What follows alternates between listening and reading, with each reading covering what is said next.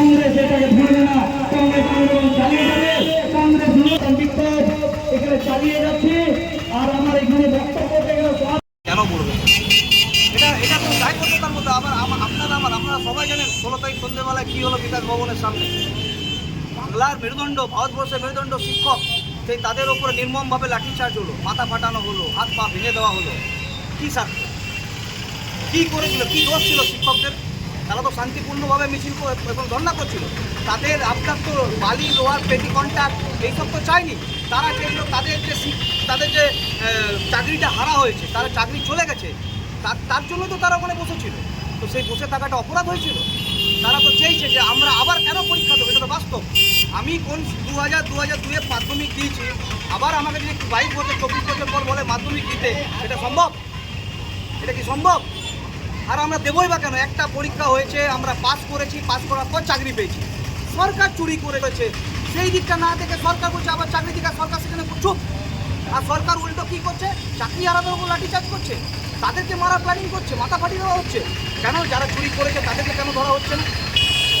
যারা টাকাটা খেয়েছে মমতা ব্যানার্জির দলের লোকরা, তাদেরকে কেন ধরা হচ্ছে না? এই প্রতিবাদ দরকার আছে। প্রত্যেকটা ঘরে ঘরে, প্রত্যেকটা মানুষের কণ্ঠে এই আওয়াজ উঠুক যে শিক্ষায় যারা চুরি করলো, দুর্নীতি করলো, তাদেরকে ধরা হোক। শিক্ষক শিক্ষিত, এটাই হচ্ছে আমাদের আন্দোলন। এই নিয়ে আজকে আমরা অবস্থান বিক্ষোভ করছি। আমরা আগে কর্মসূচি এটাই রেখেছি, আমরা ভেবেছি যে আগামী দিন আমাদের জেলা সভাপতির মারফতে প্রদেশ সভাপতিকে চিঠি দেবো। আমরা চাইব যে প্রদেশ সভাপতি আমাদের রাহুল গান্ধী, যিনি সাংসদ এবং লোকসভার আমাদের অপোজিশন লিডার, ওনার কাছে এই বিষয়টি একদম তুলে ধরুন। এবং আমার আগামী সেশন, যখন সংসদের সেশন বসবে, যখন বাংলার এই শিক্ষক শিক্ষিকাদের কথাটা যেন রাহুল গান্ধী সংসদে ওঠা, এটা আমাদের দাবি থাকে। আপনার পরিচয়? আমার নাম সুকান্ত দাস, আমি কুলটি ব্লক কংগ্রেস সভাপতি। नहीं है कि जो कलकत्ता में विकास भवन में आप लोग ने देखा है शाम के वक्त में जो लाठीचार्ज टीचर पे हुआ, जो गुरु गोविंद दोनों खड़े काकू लागू पाए।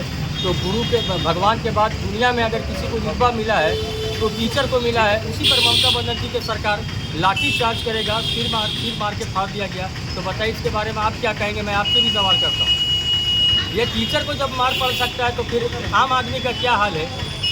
मतलब 1000 रुपया दे के घर घर में वो चाह रहे हैं कि हम सब कुछ करवा लें। तो बंगाल के ये लोग पसंद नहीं करेंगे और आने वाला 26 में उसे पता चलेगा कि बंगाल के लोग क्या करेंगे और कांग्रेस उसके साथ क्या करेगा। जैसे हमारे प्रेसिडेंट साहब ने कहा है कि हमारा दावी है कि राहुल गांधी इस बात को संसद में उठाए, तो हम भी यही कहते हैं कि संसद में हमारे श्री राहुल गांधी जी जो विपक्ष के लीडर हैं इस बात को उठाएँ।